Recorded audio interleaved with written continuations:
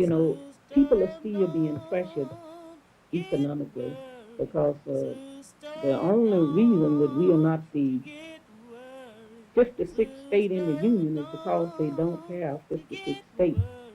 Every time a state is added on, we fall below that, and we are the lowest of things, except one thing, and that is killing and lynching. Keep your lamp trimmed and a burning. Keep your lamp trimmed and a burning. All the work is most done.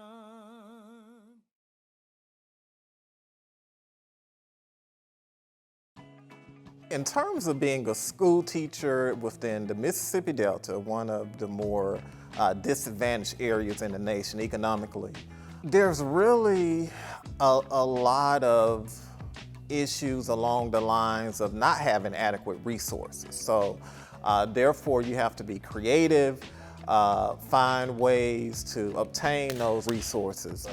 It takes a lot of flexibility.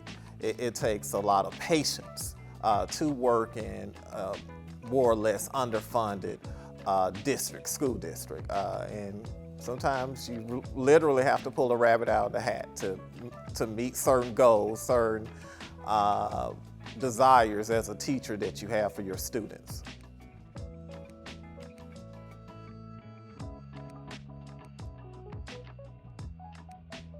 In the future, I plan on being a business owner. My favorite thing to do is get pretty because it brings up my self-esteem more. Let me take y'all way back when I was 8 years old. I was playing in my front yard, ran through the back door. When I saw my mama crying, I said, ask what's wrong. I said, ask my mama what's wrong. I said, ask my mama what's wrong. She said, baby, if you ever listen, this is the perfect time soon. My mama told me she had cancer. Mama might die soon. My mama told me she might die soon. My mama told me she might die soon. Well, I like to play basketball, football, and baseball. Basically, God just, I guess he just blessed me with talent, so I just fell in love with them type of sports. You feel great. I feel great being here. I love seeing, like, doing different things and stuff. Like, I'm a curious person. I love, I'm just happy to be here. I like basketball because it's fun. You can exercise, get to know new people, come together as, being teammates.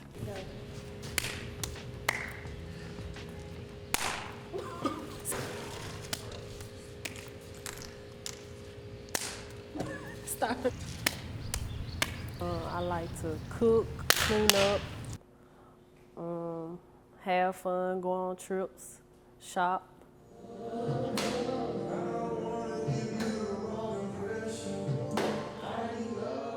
My hobbies, I like cooking, I love reading, I like sightseeing, and I love amusement parks.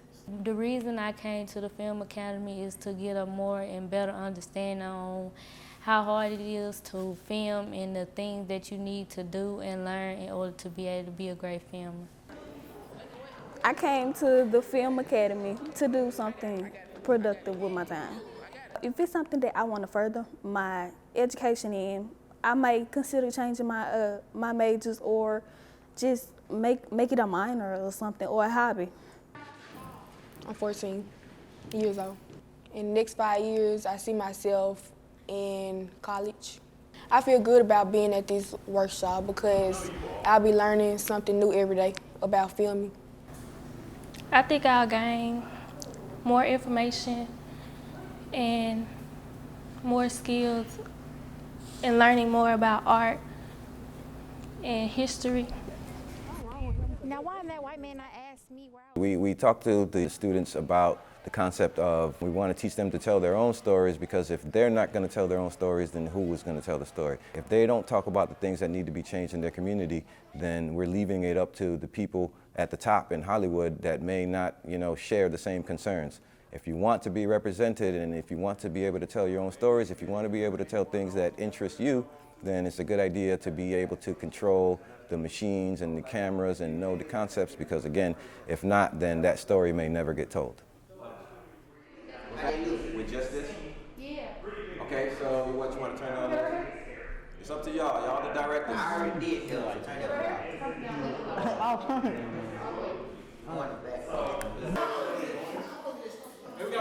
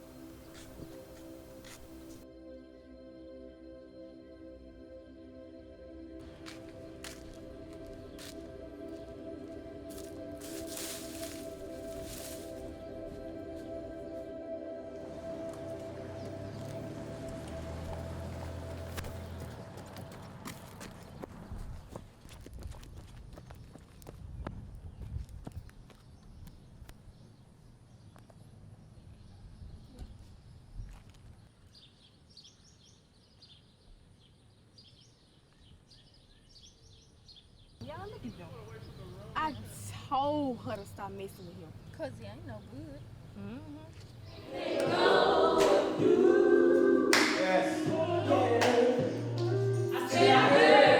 I wish all y'all was standing there. That would be so beautiful.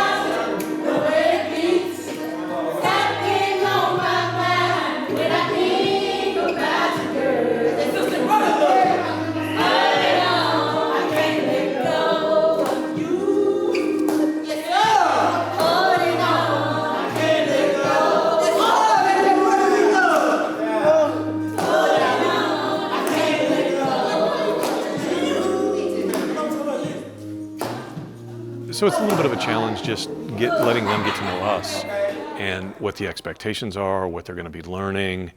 And God bless them for kind of taking a big plunge with us, because they really don't know what they're getting into for the most part. But once they're in, once they see, what we're about, once they get their hands on the cameras, the mics, the lights, the editing, they get super excited. And you and I realize that this is pretty intuitive to them in ways that it was not intuitive to me, because I didn't grow up with technology the way they have. And so they're pretty much ready to roll. Action. What have you learned about the most while being at the Film Academy? What I learned the most was operating the camera and using the light. Something I would like to change in my community is the violence, because it's a lot of people that get hurt and killed. And how do you feel about that? It makes me upset, because I feel like why would you kill them? You could have just solved your problems without leading to killing or hurting somebody. How do you feel about Emmett Till death and why? I feel like Emmett Till case is like, I don't really know how I feel about that. It's a sad case though, because he didn't get justice and stuff like that. You gotta let it know what to do for your court. You wouldn't even go too far. No, it's not. Yes, it is. That's what I'm saying. Because they kind of know we gotta give open-ended questions. What is life without the wind? And who are we without committed sin? What is life without the sun? And who am I to not be someone? Young, curious, and excited, but I'm ready to be enlightened. Through the bridges, roads, and railways of this land is where I found my plan. To excel, blossom, and bloom in the world as a black girl that they say don't have room. Lights, camera, action, it's my time to shine. And behind the camera, I start my grind. Reading and writing, and the nights goes by, and working hard every day to say that I try. Who am I that they know not of? I'm a Southern girl with a lot of love. Who am I that they know not of? I'm a Delta girl who can't be pushed and shoved. Who am I that they know not of? I'm a pretty black girl whose drug is knowledge. Who am I that they know not of? I'm a West Talley student headed to college. It's not my fault that you don't see me, but I'm gonna be who I'm gonna be. Mic check, 1 2 1 2. 2022 is when I'm through. Word. I am Samaria Washington. Well, this 14-year-old boy walked in the store. I don't know the story on what his ability was in pronouncing this or that, but they say he whistled at a white woman. Don't know if it's true or not. Back then they was lying, So, one night, those people, they came and got him, and he never returned, and found a missing person report, and body came up. I want to say it was Emmett. They had to do DNA test.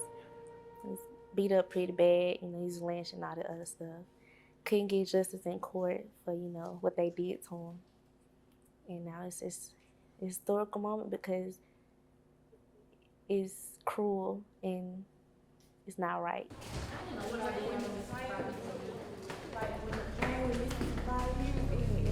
How they come back? Look at me.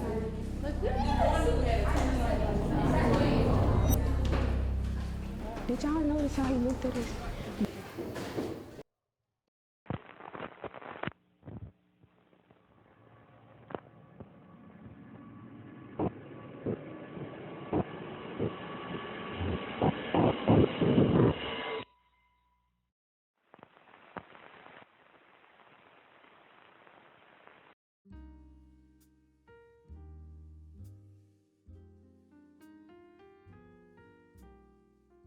So there's so much history here, and a lot of the kids don't know a lot about that history. For example, this group didn't know a lot about the Till case.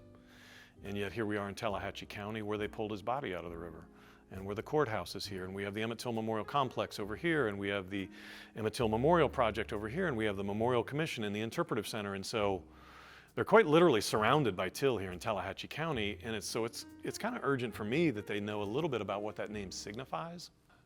It signifies injustice, a moment in our collective history that's become, in an interesting way, a touchstone to begin to teach civil rights history on the note of this injustice.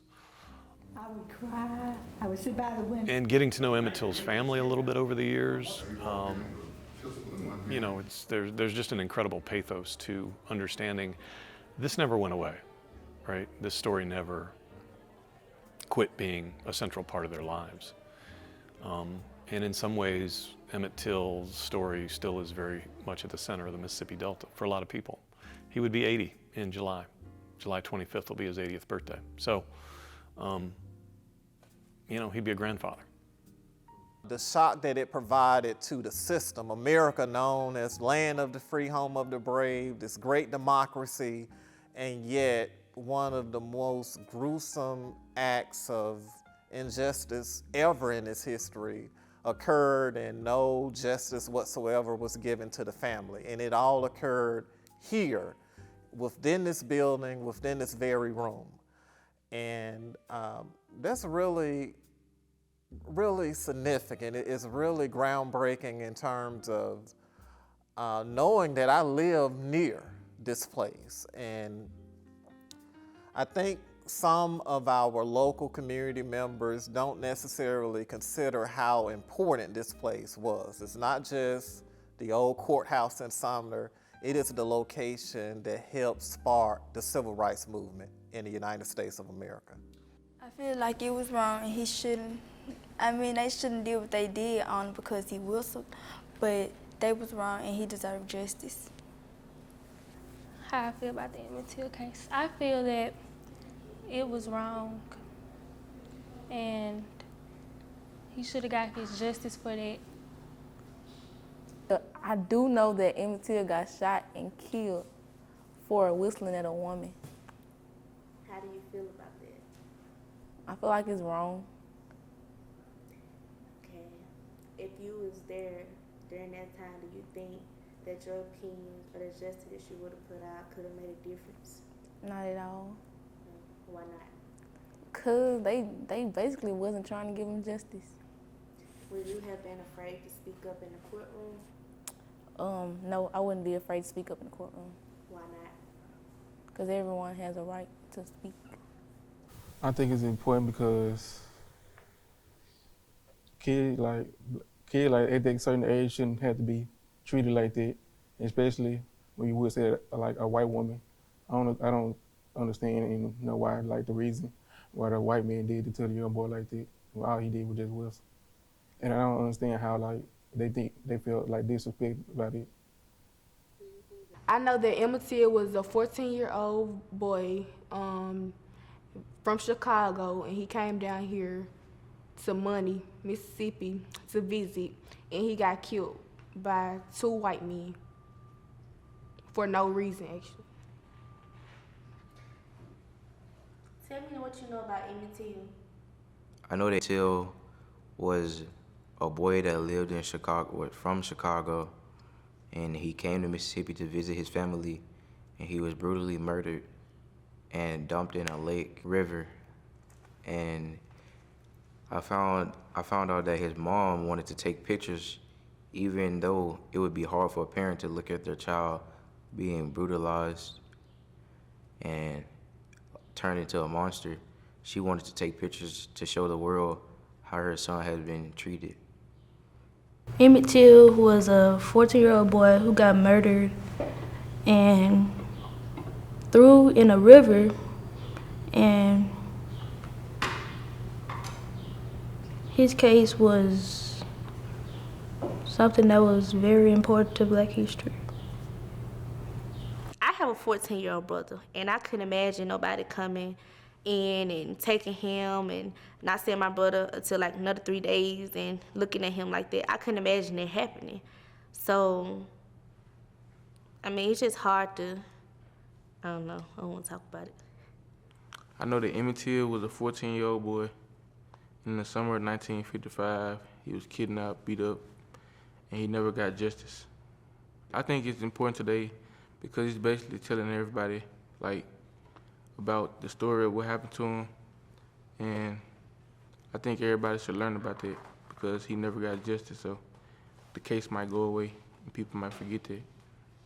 If I was in Emmett Till's shoes, I would be very scared.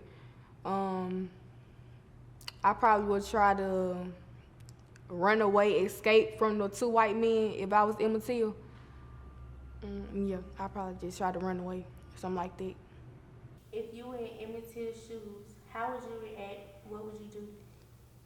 I believe if I was in Emmett Till's shoes, I don't want to say it's not really bad, but I believe I would have been killed earlier because I wouldn't have like went away like that. But it's that Southern time. But me myself now, growing up now, I would have been killed earlier because I would have tried to escape earlier, and I would have thought about if I whistled at a white woman and know my situation, know my surroundings, then I would have been on a run. Or if I had known someone at the door, I would have, been cautious of who was at the door, and I would have probably tried to run away, and they might have shot. Would you want your body to be seen by the world, to teach everybody a lesson, or just to view it as, what goes down in Mississippi? I believe it was important of Emmett Till to show her son's body. So if that happened to me, I would want my body to be shown to show so people would see. And so they wouldn't just have to imagine a brutalized body. They would actually see it in front of them. Because, some people, they be like, oh, it's not that bad, or, oh, it's like, or worse than it is, probably. So I'd like them to know exactly how it looked. If you was a judge during that time, what would have been a decision that you would have made, even though you didn't have enough sufficient evidence to prove these men guilty?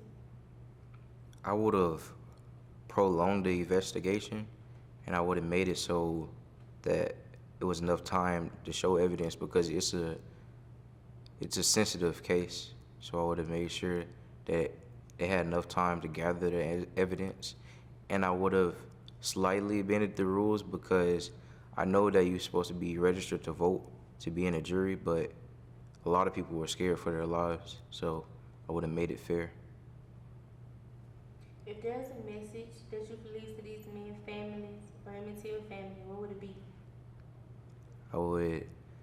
I admire them for being so strong through the whole situation, and I'd like to thank them for sparking like the civil rights movement. What about Lord Bryant and J.W. Martin? Well, I would want to leave a message to their family. Actually, I would say, well, to their family, I would say sorry. I would apologize for them having those type of family members, and I would hope that they wouldn't be like their ancestors and have those feelings and do something like that.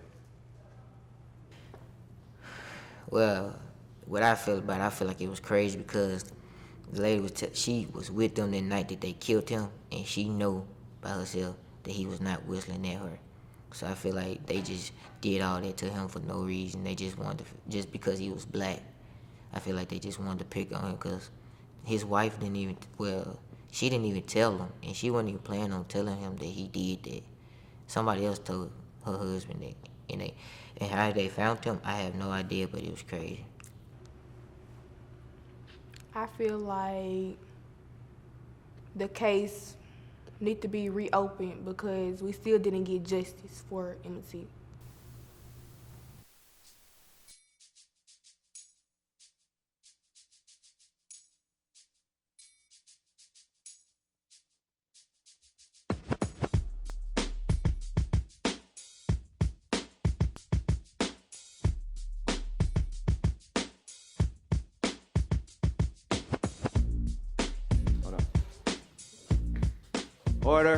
Order in the court.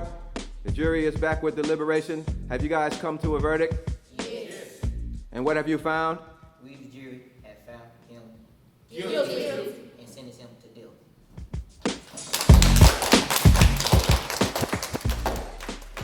And just by learning that, I think it makes the students feel maybe maybe intimidated to know that this is how they treated young African Americans. So we just really want them to know that they do have a whole community of people that care about them and a whole community of people that really are invested in helping them have a good life and a bright future, as opposed to what they know about Emmett Till and the treatment that he was given. Anybody, here's the thing, anybody, I would say if there's somebody who's doing something you admire, reach out to them. And anybody who doesn't remember what it's like to sit in your chair and is rude is a jerk and is not a nice person. And that is a reflection on them and not on you. And you should never feel weird about reaching out to somebody whose work you admire or someone who has a job that you want and say, hey, how'd you get there from here? And so anyway, when people are starting to think about jobs, let me know. But like, and Emmett Till and Fannie Lou Hamer happened to be civil rights activists that grew up right in their backyard. Starting with people that were right in their backyard kind of gives them a sense of history and a sense of pride that some place like Mississippi really was very instrumental in the fight for civil rights. After we got to Roosevelt, about 5 o'clock, Reverend Jeff Sonny drove me out into the rural area where I had been working as a timekeeper and a sharecropper for 18 years. When I got there, I was already fired. My children met me and told me, said, Mama, said, this man is hot. Said, he said, you will have to go back and withdraw, or you will have to leave. During the time he was talking, it wasn't too long before my husband came and he said the same thing. I walked in the house, sit down on the side of my little daughter's bed. And then this white man walked over and said, Pap, did you tell Fannie Lou what I said? He said, yes, sir. And I walked out. And he said, Fannie Lou, did Pap tell you what I said? He said, he did. He said, well, Fannie Lou said, you will have to go down and withdraw or you will have to leave. And I addressed and told him, as we have always had to say, Mister, I said, I didn't register for you. I said, I was trying to register for myself.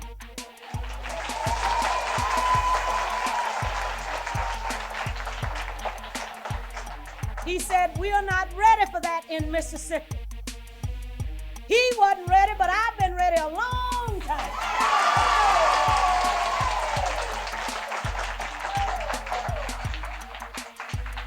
I had to leave that same night.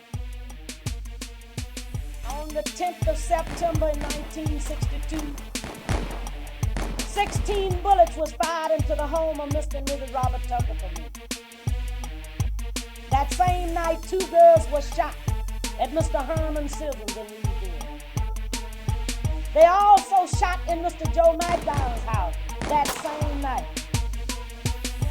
Now, the question I raise is this America, the land of the free and the home of the brave, where people are being murdered, lynched, and killed because we want to register and vote? We wanted to call it the Sunflower County Filmmakers Academy because it was founded in her name. The initial project, they were Fannie Lou Hamer projects, and the curriculum was really a Fannie Lou Hamer curriculum. How do you teach her to 6-year-old? How do you teach her to a 16-year-old? What in her life do you want to teach about? She grew up and came of age just in a community down the street from us in Ruleville in Sunflower County. Mrs. Hamer's good part of her civil rights activism was centered around voting rights. And the incredible Byzantine, terrorizing, frightening mechanisms that were in place for her to just register to vote. Not to vote, just to try to register to vote.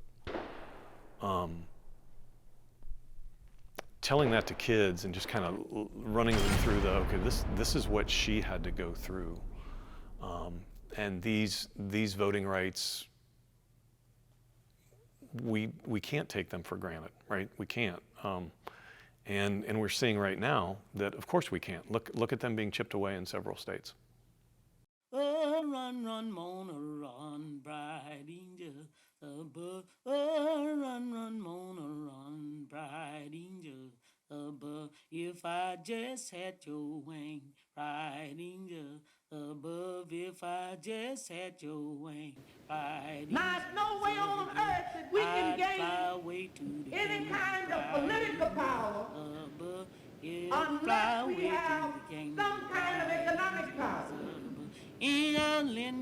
And all the qualifications that you have to have to become part of the co-op, and you have to be poor. This is the first kind of program that has ever been funded in this country in letting local people do their thing themselves. Because I've seen government-funded programs with cooperatives, and after you get through making the proposal with a stack of paper inside, and after you finish paying all the administration from $25,000 to $12,000, it'd be exactly $2 to go to the program. Those are very important names. SNCC, Student Nonviolence Coordinating Committee, and CORE, C period, O period, R period, E period. The Congress of Racial Equality, they also did bus boycotts, right? They did black voter registration. They did another thing called freedom schools, because we also had to teach black people to register to vote. We had to teach them how to be able to pass the voting exam, right? So this is what CORE did, Congress of Racial Equality, Student Nonviolence Coordinating Committee. So this is the good team. Now we have to find a way to persuade the whole world to make change, right? So it's a good team against a bad team. We're all using these chess moves, right? And it's all called persuasion. It's all called rhetoric, right? And this is actually what the power of film is doing, right? We get to persuade people with what's on the radio. We get to persuade people with what's on TV. But guess what? The people who own the cameras, they got an agenda. And we didn't own any cameras, but guess what? Now you guys do. Y'all got better cameras than they ever had, right? So we can persuade people. What do we want to persuade people of? That we're not no killers, that we're not no gangsters, that we are loving, that we do care about each other, right? That we take care of each other, that we're happy, especially you guys, right? You're young people. You're young people. Why do you think young black males are getting killed every day? Because they're terrified of y'all. They're scared of y'all. Y'all look like thugs. Y'all look like gangsters. Y'all look like grown-ass men. I ain't gonna lie, right? So that's why we want to put the camera on y'all so they can see these are little kids, man. This is what black kids look like. This is what they do. They have fun. They dance. They're not trying to hurt nobody. You know what I mean? So when they see y'all on the street, they're not scared of y'all no more, right? So we have to show them this, okay? Persuasion, rhetoric. Yes, Samaria. Do you know where the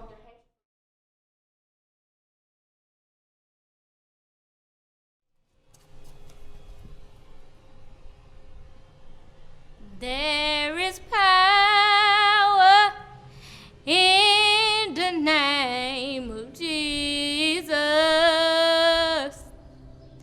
There is power in the name of Jesus to break every chain, break every chain, to break every chain. To break every chain, break every chain, to break every chain. There is power in the name of Jesus. There is power in the name of Jesus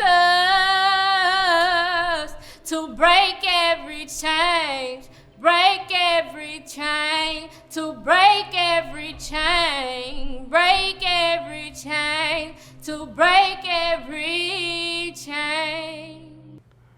What I'd like to do in the future is probably become a filmmaker. Yes, I do see myself becoming a filmmaker in the future. Why? Well, one, because I enjoy it so much, and two, when I'm not at this workshop, I go out, take pictures of any and everything that I see is beautiful and perfect. So I could just see myself in the long run just doing this as starting off as a hobby, then career, and I see myself in the filmmaker. What parts of filmmaking do you find most challenging? None. I am somewhere university. Okay. I can't hear it. It's blue. I can't hear ours. Yeah, that's not good. It's too low.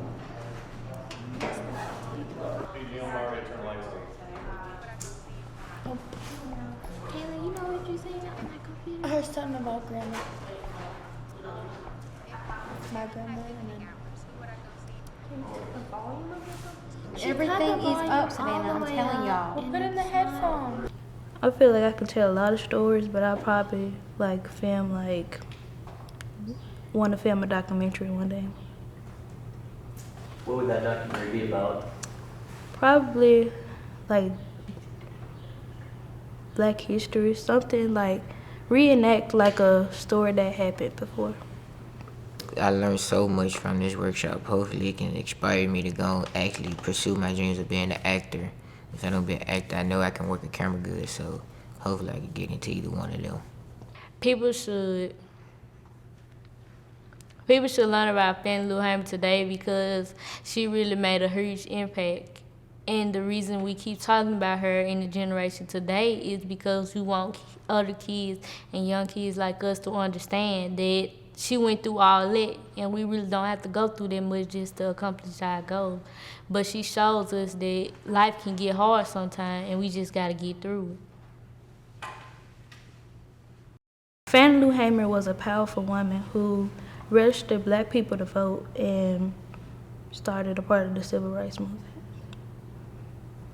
Why should people learn about Fannie Lou Hamer today?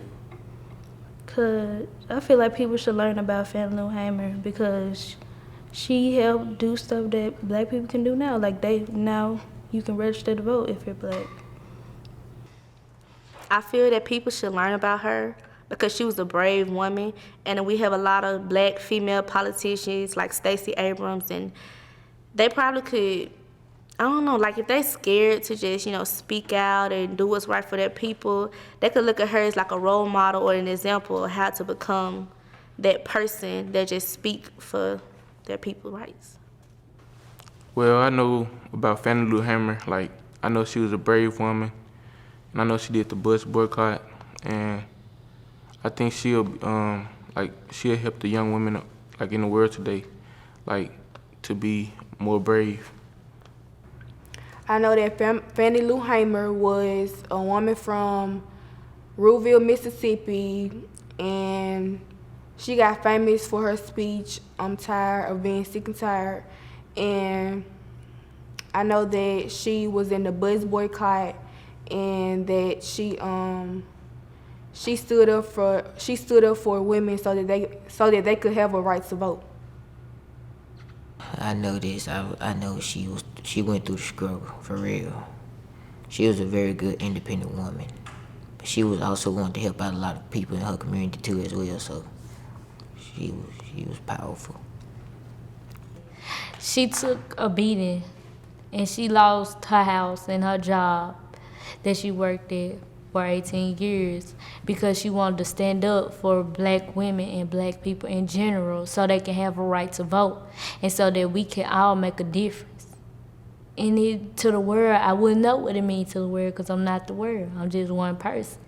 And to me, it shows me that any women or woman could get out, or men could get out and go out there and do what they want to do and make a difference.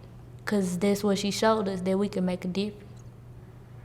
Some of the social changes I like to see in my community is better resources for school and for our community because the people say they're going to get us parks and stuff, but they never give us parks in grocery stores, in another store. Like, we don't get nothing, but they promise it to us, but we don't get it. Like, I want better resources and better job opportunity for kids because, like me now, it's hard for us to find a job. We have to go travel a lot just to get a job. Okay, step one, get the tripod out the bag. Set it how you want the tripod. Get the camera. Slide the camera on the tripod. Turn the camera on. Plug the headphones in the camera. Set the lights up. You gotta set the lights up and turn it to the number that'll look good, like look good or whatever you're trying to record. What else? So make sure the aperture is right. Make sure it's focused, zoomed in and focused.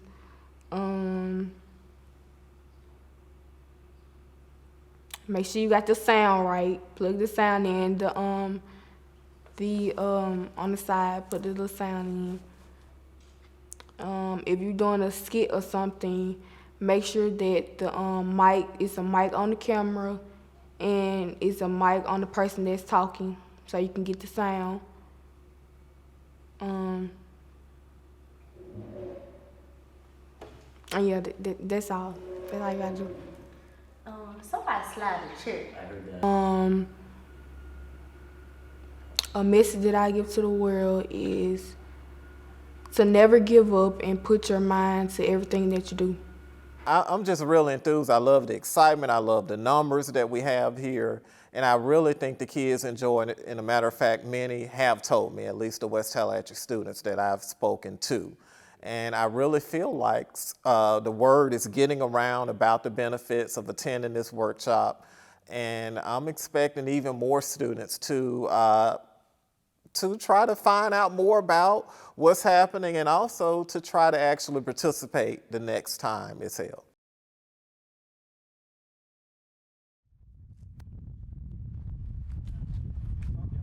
Y'all watch that movie last night? That Manifest. No, I think it's a show. Like it's that Manifest show. I was watching it all night. It had me stuck. Did y'all notice how he looked at us? But that show had me stuck.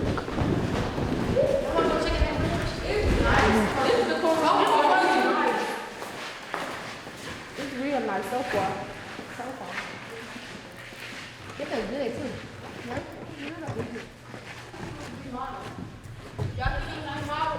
Yeah, but yeah, Yeah, it's very blue. Yeah, look at these flags. I want to invest it. The flags are pretty. You are very nosy. What? What kind of book is this? It's hot back here. It's stank too. It's about They need to remodel his back. 13 moons. Nobody got 13 moons. Y'all ready to go? Yeah. Yeah. I enjoyed the tour though. Me too. Some for this way.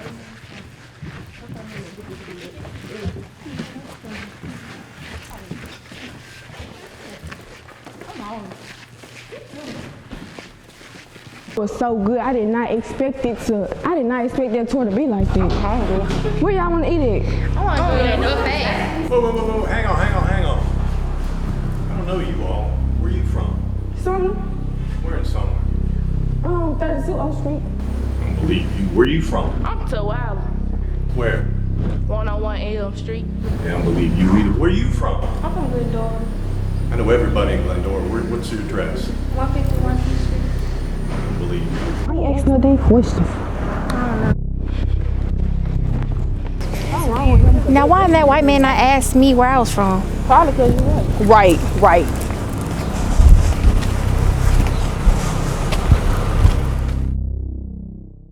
And the young people are the people that made this possible for us. You know, I just about fell out with all of the people my age. I'm 53. And most of them my age are hopeless cases.